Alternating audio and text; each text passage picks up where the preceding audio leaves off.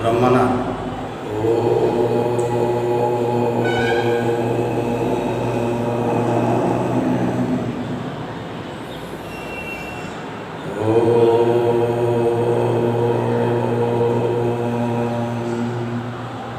शांति शांति शांति।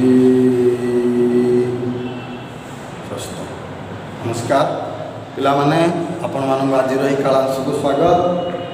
आज आम गोटे नुआ विषय करने जाऊे ता पूर्व मुझे गोटे दुटा प्रश्न पचारि मत उत्तर कहे। तुमको क्यों ऋतु भल लगे? शीत ऋतु। ठीक अच्छे। कहीं शीत ऋतु भल लगुच तार कारण आम जाणी रखा दरकार। आम अंचल हूँ नातिशीतोष्ण अंचल। यहाँ शीत अधिक हुए कि गरम अधिक हुए, तेणु शीत ऋतु आमको बेस उपभोग करने को इच्छा हुए। प्राय पिला जहाँ को पचार आम से कथा कहे शीत ऋतु भल लगे। जदिओ कार जदि ठंडा जर सर्दी सब लगे रोक ईसनपुलिया आदाय होती से शीत ऋतु गोटे डरी पारे, नचेत समस्ते प्राय शीत ऋतु को भल लगे बोली कहे। से विषय को लेकिन शीत ऋतुर विषय को लेकिन आम गोटे रचना आज आलोचना करवा। रचनार ना अच्छी शीतकालीन पल्ली प्रकृति। प्रथम कथा है रचनार ना कौन प्रकार द्वंद्व पड़ेनि। शीतकालीन पल्ली प्रकृति जहाँ शीतकालीन पल्लीर दृश्यता केवे द्वंद्व पड़े। प्रथम कथा। द्वितीय कथा है यही रचनाटी लिखला बेले दशम श्रेणी पिला अच्छा आपण मैंने मन रखिए जे मु शीत ऋतु रचना लिखुना। शीत ऋतुर दृश्य विषय लिखी से पुणी गोटे पल्ली अंचल दृश्य केमतीका से विषय को लेकिन आम आलोचना करुचे। तेणु टिके ध्यान न रखिले रचना सरला बेलू शीत ऋतु हो। शीत ऋतु रचना आम लिखुने, तेणु ताकू टिके ध्यान रखिकी विषयटी आगू बढ़ेगा। वर्तमान उपक्रम लिखा मुझे चाहूँगी। उपक्रम आरंभ में पे विद्युत प्रभा देवी नारी को विद्युत प्रभा देवी गोटे कविता अंश ये विद्युत अंश देवी गोटे समय आकार को आरंभ में लिखिपर। रूपे निरूपमा छटी भौणी गोटे गर्भजात मृदु पद पाते आसती मरते धरी जणे आन हाथ। यह कहवार अर्थ है जे छटा भौणी बोली कहुई। आमर जो 16 ऋतु 6टी ऋतु को 6टी भौणी बोली कहुई। आउ जनक पर जड़े अन्यर हाथ धरी आसला परी ए धरा पृष्ठ में पदार्पण करते। यही कथाटी आम प्रथम लिखिदे। उद्धृतांश कवितांश लिखिदे। कवितांश लिखि सारापर कविता 2 धाड़ीर भावार्थ आम गोटे धाड़ी लिखा जे सत्य जेपरी 6टी भौणी हाथ धरा धरी हो आसुंच ठीक से भली 6टी ऋतु धरा पृष्ठ में गोटे पर गोटे पदार्पण करते। आम किछिटा प्रश्न तैयारी करिछे। शीत ऋतुर स्थान केउठी बोली कहले। ऋतु चक्र आवर्तन में शीत ऋतु पंचम आसी था। केउं ऋतु पर शीत ऋतु आसी था कहला। आ गोटे प्रश्न आसला हिमदग्ध हेमंत ऋतु पर प्रचुर मात्रा कुहुड़ी और काकर संभार नहीं धरापृष्ठ में पदार्पण करे शीत ऋतु।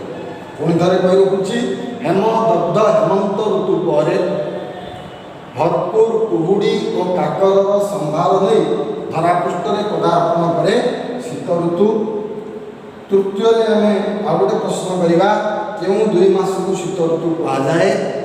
पौष और माघ मास को शीत ऋतु कहुले मार्गशीर मासर आरंभ माघ मासर शेष पर्यंत आम शीत ऋतु अनुभव करता शीतर प्रकोप अनुभव करता।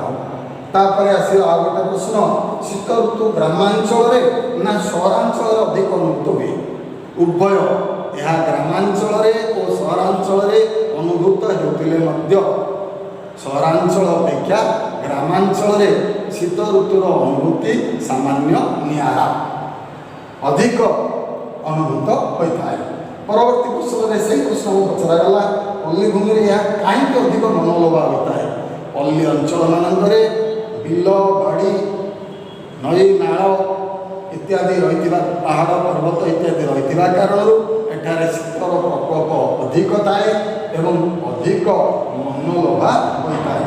शेष प्रश्न आम करे आ गोटे प्रश्न पल्लीभूमि यह कहीं अधिक मनलोभा होता है कहले परवर्ती प्रश्न अच्छी ग्रामवासी ऋतु में कहीं अधिक खुशी था यही ऋतु अमलर ऋतु होता कारणरू ग्रामवासी निज कर्म मध्य व्यस्त रहती तारी भितर शीत ऋतु को भरपूर उपभोग करती तेणु ग्रामांचल शीत ऋतु अधिक मनलोभा होता है आकर्षणीय होता है। एति कहीकि आम उपक्रमटी सारा पे प्रश्न गुड़िक पुणी थे मन रखु शीत ऋतुर स्थान कहले ऋतु चक्र आवर्तन अनुसार पंचम आसता है कहले क्यों ऋतु पर शीत ऋतु आसता है हेमदग्ध हेमंत ऋतु पर शीत ऋतु धरापृष्ठ में कुहुड़ी और काकर संभार नहीं पदार्पण करता है कहले। तृतीय पौष और माघ मास को शीत ऋतु कहते मार्गशीर मासर आरंभ माघ मास शेष पर्यंत शीतर प्रकोप अनुभव होता है कहवा शीत ऋतु ग्रामांचल और सहरांचल उभय क्षेत्र में अनुभूत होते सहरांचल अपेक्षा ग्रामांचल यार अनुभव सामान्य निहारा कहले सामान्य भिन्न बोली कहले। पल्लीभूमि अधिक मात्रा नई नाल बण पहाड़ बिल इत्यादि रही कारणरू से स्थान मानक ठंडार प्रकोप अधिक थाए एवं चारिआड़े आकर्षणीय सुंदर देखा जाए तेणु पल्लीभूमि अधिक मनोरम देखा जाए।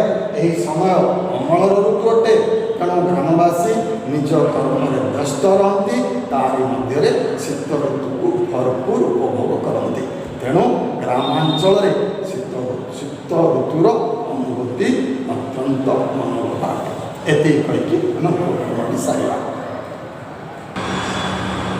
बर्तमान द्वितीय बिंदु देखा शीत ऋतु पल्लीभूमि दृश्य पाने यही विषयटी बिंदुटी हूँ रचनाटीर मुख्य बिंदु तेणु यहाँ टे बड़ हम ताकू आम एका सागर न लिखिकी छोट छोट सकाल दृश्य मध्याह्न दृश्य अपराह दृश्य रात्रि दृश्य ये करके लिखिले सुंदर भाव में पूर्ण हम। प्रथम शीत ऋतु पल्लीर दृश्य बोली लिखिली सकाल दृश्य आरंभ कली राति शीघ्र शोपड़ा जो ग्रामवासी बड़ी भोर उठी पड़ती बाहर को बाहरी आसी काठी कुटा सब एकत्र कर निआ जाई जाती धुनी बोली कहुए धुनी जलाई सेठारे चतुर्पार्श्व बसी नाना प्रकार गल्पालप कर नाना प्रकार आलाप आलोचना कर ठीक से भाया टिके समय पर धीरे धीरे चारिआडे घन कुहुड़ीर आस्तरण देखा मिले संपूर्ण धुआलिया देखा जाए और विलंब सूर्य उदय होती सूर्य उदय होगा संगे संगे जो वयस्क लोक मैंने था निआ पाखु आसी पुणी थे बारंडार खरा पड़ापी बसी जाते कई निज परिवार निज घरे थी कमला बाछुरी खोली था से दांडे एपाखर से पाख दिया मारू थाए पछे पछे छोट छोट पिला माने दौड़ी था यह एक सुंदर दृश्य बड़ी भोर उठी झील बहु मैंने साधारणतः स्नान सारी तुरु तुरु देहरे आसी ग्राम देवती मुंडिया माई घर को फेर दृश्य देखा मिले परवर्ती धीरे धीरे गाँ दाण्ड कर्म चंचल हो उठे समस्ते निज निज कर्म क्षेत्र को जावाई प्रस्तुति लगी पड़ती परवर्ती कर्मजीवी मैंने निज निज कर्म क्षेत्र को बाहरी पड़ती कृषक मैंने निज चाष जमी को चली जाती छात्र छात्री मैंने विद्यालय को चली जाती एवं गाई गोटा चली जाए गाँ दाण्ड संपूर्ण खाली हो जाए। मध्याह्न दृश्य देखा गाँ दाण्ड संपूर्ण निस्तब्ध देखा जाए से जो मैंने अल्प गाँव रही जाती कौन से एक निर्दिष्ट स्थान में बसी ताश किंबा कौड़ी इत्यादि खेल खेलुवा दृश्य देखा मिले मध्याह्न चाष जमी पुरुष लोकों घर स्त्री लोक घोटना धरी जाती मध्याह्न भोजन से टिफिन रखी बांधी बोही कर मुंड रखी घोटना बोली कहुए ଘଟଣା ନେଇ ଯିବାର ଦୃଶ୍ୟ ଦେଖିବାକୁ ମିଳେ। ଏହା ହେଲା ମଧ୍ୟାହ୍ନର ଦୃଶ୍ୟ। ପୁଣି ଚାହୁଁ ଚାହୁଁ ଅପରାହ୍ନ ହୋଇଯାଏ। ଛାତ୍ରଛାତ୍ରୀମାନେ ବିଦ୍ୟାଳୟରୁ ଫେରନ୍ତି। ଗାଈ ଗୋଠ ଫେରିଆସେ। କର୍ମଜୀବୀମାନେ ନିଜ ନିଜ କର୍ମକ୍ଷେତ୍ରରୁ ଫେରିଆସନ୍ତି। ପିଲାମାନେ ଅଳ୍ପ ସମୟ ଟିକେ ବହି ବସ୍ତାନି ଫୋପାଡ଼ି ଖେଳିବାର ଦୃଶ୍ୟ ଦେଖିବାକୁ ମିଳେ। ଦେଖୁ ଦେଖୁ ସନ୍ଧ୍ୟା ହୋଇ ଆସେ। ଅନ୍ଧାର ଘୋଟି ଆସେ। ଗାଁ ମନ୍ଦିରରେ ସନ୍ଧ୍ୟା ଆଳତୀ ଶୁଭାଯାଏ।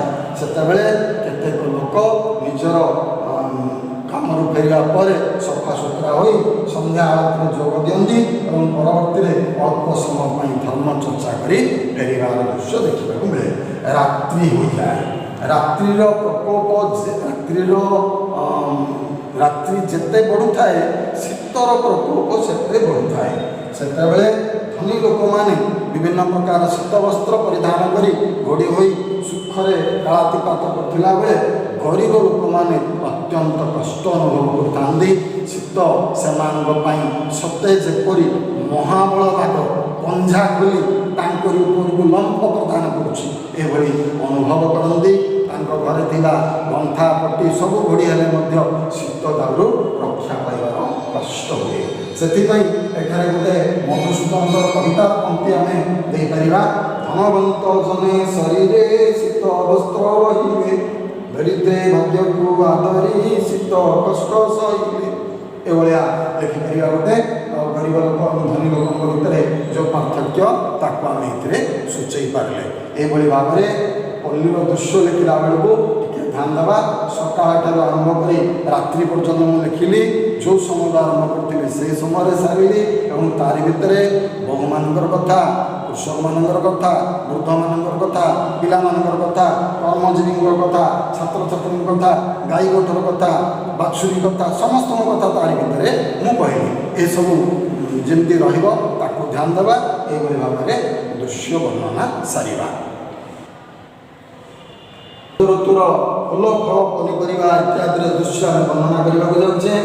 ଯେତେବେଳେ କହିବା ଯେ ଶୀତ ଋତୁରେ ପଲ୍ଲୀ ଗ୍ରାମମାନଙ୍କରେ ବାଡ଼ି ବଗିଚାରେ ମଖମଲ୍ଲୀ ଫୁଲ ଭରପୁର ଫୁଟିଥାଏ। ବହୁତ ପରିମାଣରେ ମଖମଲ୍ଲୀ ଫୁଲ ଫୁଟି ଅତ୍ୟନ୍ତ ସୁନ୍ଦର ଦେଖାଯାଉଥାଏ। ସେହିଭଳି ସେବତୀ ଫୁଲ ମଧ୍ୟ ପ୍ରଚୁର ପରିମାଣରେ ଫୁଟେ। ଡାଲିଆ ଫୁଲ, ତରାଟ ଫୁଲ ଇତ୍ୟାଦି ଫୁଲ ଫୁଟିଥିବାର ଦୃଶ୍ୟ ଦେଖିବାକୁ ମିଳେ। ତରାଟ ଫୁଲ ଗୁଡ଼ିକ ପ୍ରଚୁର ପରିମାଣରେ ଫୁଟି ତରା ଫୁଟିଲା ପରି ଦେଖାଯାଉଥାଏ। ସେହି ସମୟରେ ଫଳ ସ୍ୱରୂପ କମଳା, ବରକୋଳି, କଇଥ, କରମଙ୍ଗା ଇତ୍ୟାଦି ଗଛ ଗୁଡ଼ିକ, ଯେହେତୁ ଏଗୁଡ଼ିକ ବଡ଼ ବଡ଼ ଗଛ, ତେଣୁ ଗଛ ଗୁଡ଼ିକରେ ଭରପୁର ହୋଇ ଗଛ ଗୁଡ଼ିକ ତଳକୁ ନଇଁ ପଡ଼ିଲା ଭଳି ଦେଖାଯାଉଥାଏ ଫଳ ଭରା ହୋଇ। ଏହି ସମୟ ହେଉଛି ପନିପରିବାର ସମୟ। ଫୁଲକୋବି, ଫଳକୋବି, ପତ୍ରକୋବି, ଗାଜର, ବିଟ୍, ମୂଳା, ବିନ୍ସ, ଟମାଟୋ, ଶାଗ ଏଇଭଳି ପ୍ରଚୁର ପରିମାଣରେ ପନିପରିବା ମିଳେ ଏବଂ ଦିଗନ୍ତ ବିସ୍ତାରୀ ବହୁତ ଦୂର ପର୍ଯ୍ୟନ୍ତ କିଆରି କିଆରି ବିଭିନ୍ନ ପ୍ରକାର ଫଳରେ ଭରପୁର ହୋଇଥିବା କାରଣରୁ ସେଗୁଡ଼ିକ ଦେଖିବା ପାଇଁ ଅତ୍ୟନ୍ତ ମନୋଲୋଭା ହୁଏ, ଆକର୍ଷଣୀୟ ଲାଗେ। ଯେ କେହି ଦେଖିଲେ ତାକୁ ନିଜେ ତୋଳି ଆଣିବା ପାଇଁ ଇଚ୍ଛା ହୋଇଥାଏ।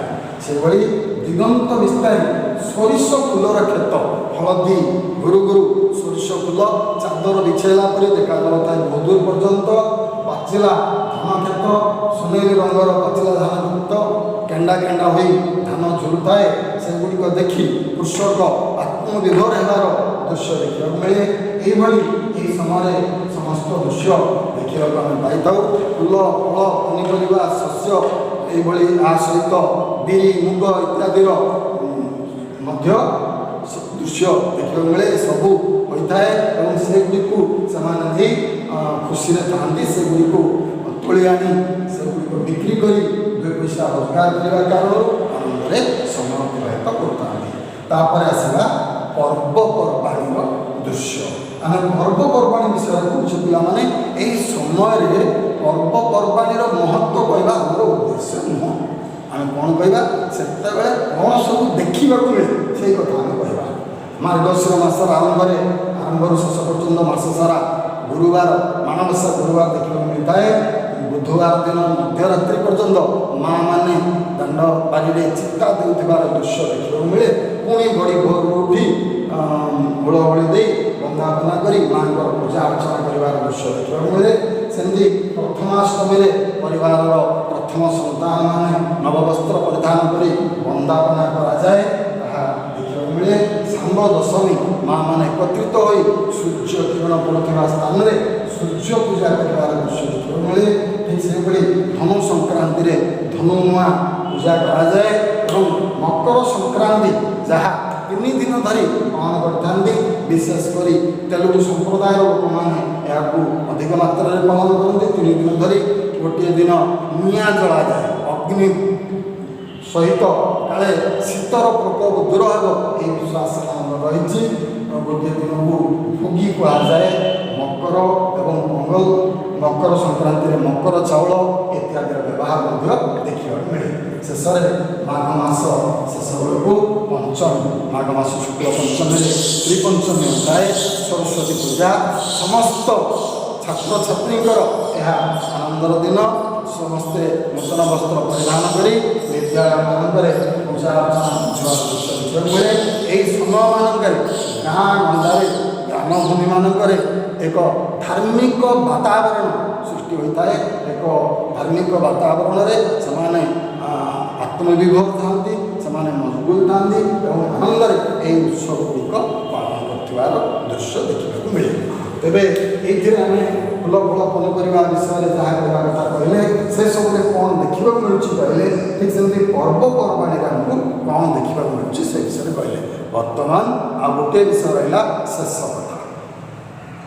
ଶେଷ କଥାରେ ଆମେ ପହଞ୍ଚିଲେ କୁହୁଡ଼ି ଆସ୍ତରଣ ପଡ଼ିଥିବା କାରଣ, କୁହୁଡ଼ିର ଏକ ବହଳ ଆସ୍ତରଣ କାରଣରୁ କେହି କାହାକୁ ଦେଖିପାରନ୍ତି ନାହିଁ, ଯେଉଁ କାରଣରୁ ଛୋଟ ବଡ଼ ଦୁର୍ଘଟଣା ଘଟିବା ଦେଖାଯାଏ। ବିଶେଷ ଭାବରେ ଅଧିକ ଥଣ୍ଡାର କାରଣରୁ କିଛି ଥଣ୍ଡା ରୋଗର ଶିକାର ହୁଅନ୍ତି। ଯେଉଁମାନେ ସ୍ନାନ କୁଣ୍ଠିତ, ସ୍ନାନ କରିବା ପାଇଁ ଟିକେ ଝିକା, ସେମାନେ ସବୁ ଚର୍ମ ରୋଗର ଶିକାର ହୁଅନ୍ତି। ନହେଲେ ଏସବୁକୁ ଛାଡ଼ିଦେଲେ ବା ଏସବୁକୁ ବାଦ ଦେଲେ ଶୀତ ଋତୁ ଅତ୍ୟନ୍ତ ଉପଭୋଗ୍ୟର ଋତୁ, ଉପଭୋଗର ଋତୁ ଅଟେ।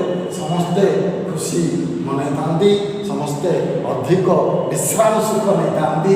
ଚାରିଆଡ଼େ ସଫା ସୁତୁରା ପରିବେଶ ଦେଖିବାକୁ ମିଳେ। କାକର ବୁନ୍ଦା ବୁନ୍ଦା ହୋଇ ପଡ଼ିଥିବା ଦେଖିବାକୁ ମିଳେ। ଏପରିକି ବଡ଼ି ଭୋରରୁ ବଡ଼ ବଡ଼ ଗଛମାନଙ୍କରୁ ଟୋପା ଟୋପା ଟପ୍ ଟପ୍ କରି କାକର ବିନ୍ଦୁ ପଡ଼ିଥିବା ଦୃଶ୍ୟ ଦେଖିବାକୁ ମିଳେ। ଏବଂ ତତ୍ ସହିତ ବାଡ଼ି ବଗିଚା ସବୁ ଭରପୁର ଥାଏ। ଆନନ୍ଦର ଏକ ବାତାବରଣ ଲାଗି ରହିଥାଏ। ଯେହେତୁ ଅମଳ ଋତୁ ସେଇ କାରଣରୁ ସେମାନେ ସବୁ ଅମଳ ପାଇଥାନ୍ତି, ବିଶେଷ ଭାବରେ ଲାଭବାନ ହୋଇଥାନ୍ତି, ସେମାନଙ୍କ ଅକ୍ଳାନ୍ତ ପରିଶ୍ରମର ଫଳ ପାଇଥାନ୍ତି। ତେଣୁ ଆନନ୍ଦର ବାତାବରଣ ଲାଗି ରହିଥାଏ। ସମସ୍ତେ ଶୀତକୁ ଖାତର ନକରି କର୍ମଚଞ୍ଚଳ ଥାନ୍ତି। ଧାନ ଗଦା, ଧାନ ଖଳା ଗୁଡ଼ିକରେ ଧାନ କ୍ଷେତରୁ ଧାନ କାଟି ବିଡ଼ା ବିଡ଼ା କରି ଧାନ ଖଳାରେ ଆଣି ଜମା କରିବାର ଦୃଶ୍ୟ, ଗଦା ମାରିବାର ଦୃଶ୍ୟ ଦେଖିବାକୁ ମିଳେ।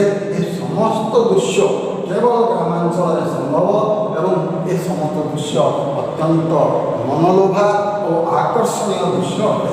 ତେଣୁ ପିଲାମାନେ, ଶେଷରେ ଆମେ ଆମ ନିଜର ମତାମତ ଭାବରେ କହିପାରିବା, ଯଦିଓ ଆଜି ଆମେ ଅଧିକାଂଶ ସହରର ଅଧିବାସୀ, ସହରରେ ବସବାସ କରୁଛେ, କିନ୍ତୁ କୌଣସି ପ୍ରକାରେ ସୁଯୋଗ ନେଇ ଗ୍ରାମାଞ୍ଚଳକୁ ଯଦି ଏହି ସମୟରେ କିଛି ଦିନ ପାଇଁ ଯାଇପାରିବା, ତାହେଲେ ସମସ୍ତ ଦୃଶ୍ୟ ଆମେ ନିଜ ଆଖିରେ ଦେଖି ଉପଭୋଗ କରିପାରିବା।